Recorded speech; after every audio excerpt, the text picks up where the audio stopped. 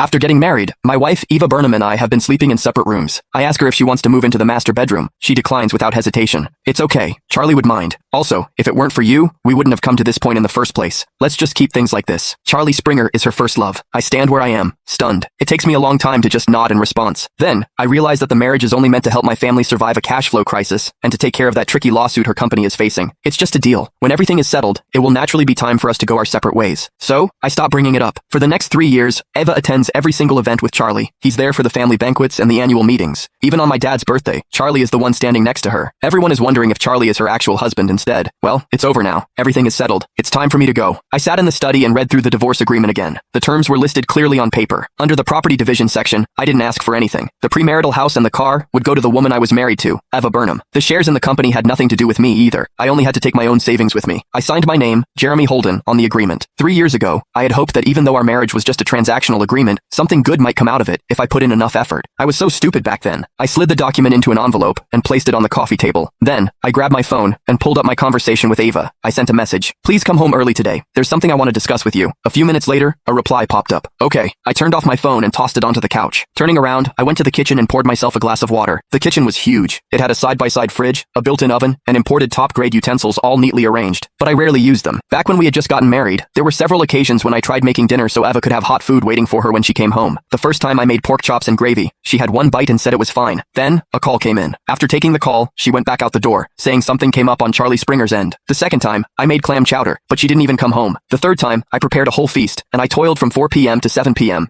Eva came back this time, but with Charlie in tow. The two were chatting as they entered the house. When Eva saw the feast on the table, she was stunned for a moment. Then she said, "We already have plans to eat out." Standing behind her, Charlie looked at me and smiled. That must have been a lot of work. Even now I felt my stomach churning when I recalled that smile. After that, I never made any meals. The clock struck 7, but Eva didn't come home. At 8 p.m. she still wasn't home. It was already 9 p.m. when I received a notification. I glanced at my phone. It was a message from Eva. Something came up with Charlie, so I'll be home late. Go get some sleep. Don't wait up. I stared at the message for a long time. There it was again. Go get some sleep. Don't wait up. I had gotten quite familiar with those words over the past 3 years. Every time it happened, it always had something to do with Charlie. There was always something going on with Charlie, and Eva always had to do something about it. She had to be there for him when he got sick, got upset, moved houses, and even when he got a cat. Once, Charlie was craving cakes from a bakery on the other side of the city. Eva drove 40 minutes just to get those cakes. Then, she brought them to his apartment and only went home when he had finished eating. It was already 1 a.m. by then. I had asked her, "Did you have dinner?" She had replied, "Yes, at Charlie's place." After that, she took a shower and went straight to the study. I should have figured it out that day, but I didn't. I thought that since we were married, we should give each other some time. Maybe one day, Eva would realize that I wasn't too bad after all. Maybe if I did well enough, she could find it in herself to turn around and focus on our marriage for once. Now that I thought about it, if she never cared about me, everything I did, no matter how well I did it, would be in vain.